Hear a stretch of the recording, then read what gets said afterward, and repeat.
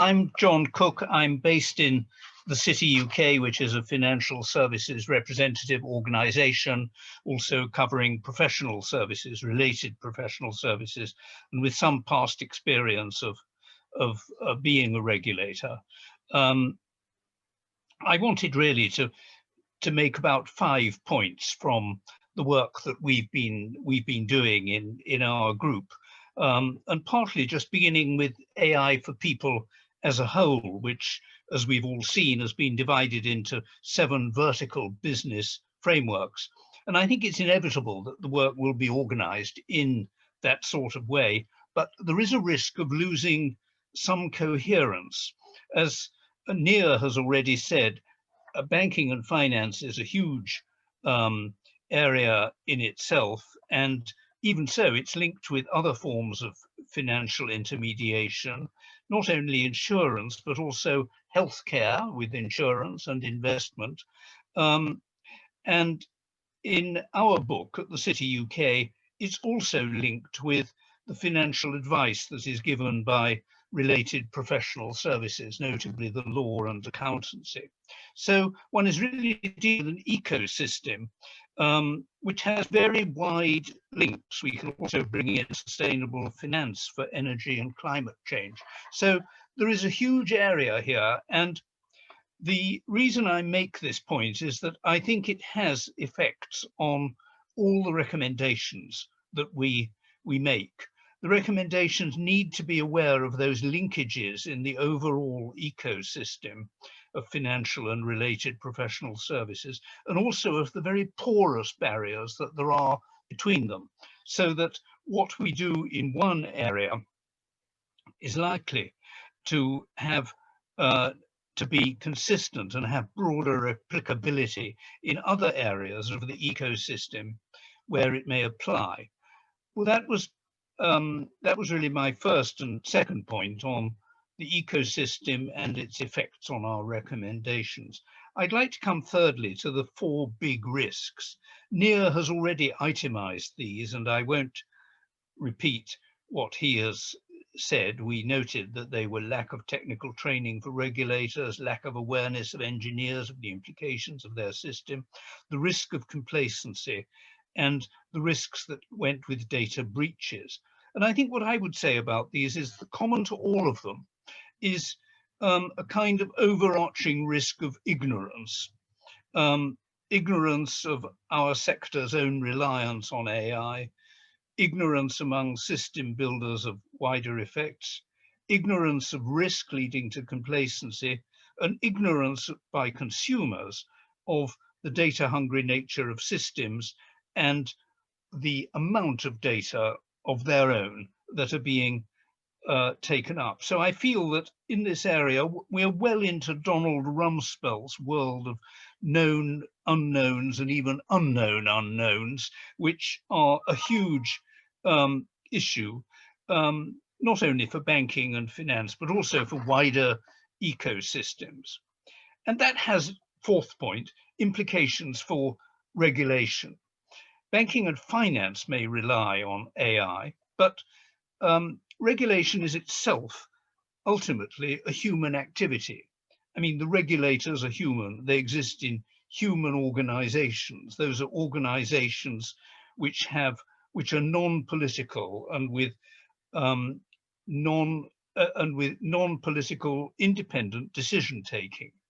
The regulators are humans who interact with directors and controllers of banking and finance enterprises, and they are also human beings, those directors and controllers. They're appointed because they're fit and proper for their job in terms of probity, competence, and financial standing. Now, all that's a quite old-fashioned way of looking at it, but I think it's important because it does emphasize, to me anyway, that banking and finance decisions taken by decision takers must ultimately have a rationale that is explicable in terms of regulatory compliance and explicable in terms of decision takers in business having made prudential judgments and that they are able to represent these judgments to human regulators for prudential assessment. So everything that is done has ultimately to be translatable and defensible as a prudent decision and as an exercise of independent judgment by human beings. On the regulator's side, that also has some important aspects. We need to speak, and indeed Afra Kerr in the previous session spoke about regulation needing to build on existing frameworks to avoid disruption, and also to represent the need for constant updating. We need regulation to be based on functions that are being performed, not the type of firm that is performing them. This again gets us back to human obligations in relation to particular functions. And regulation should be technologically neutral, focusing on processes that are being undertaken, again, by human beings as well as AI, rather than making some sort of distinction between an AI activity and a human activity.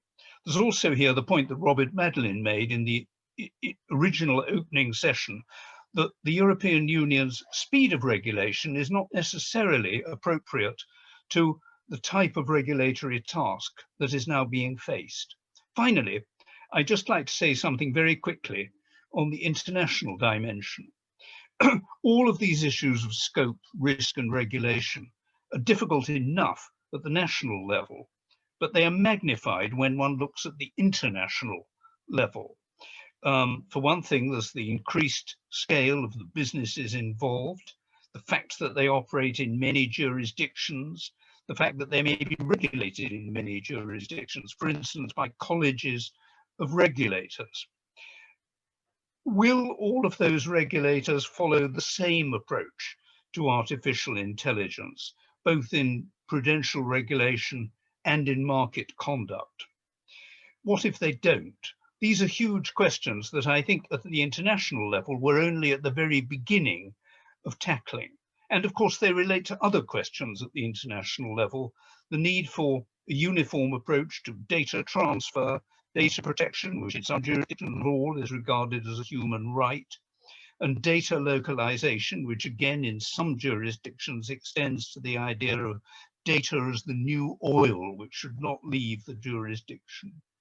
All of these questions are ultimately soluble, but they call for a very large degree of international cooperation, both by regulators and also by those concerned with trade and data movement in the non-regulatory sphere, such as in the WTO.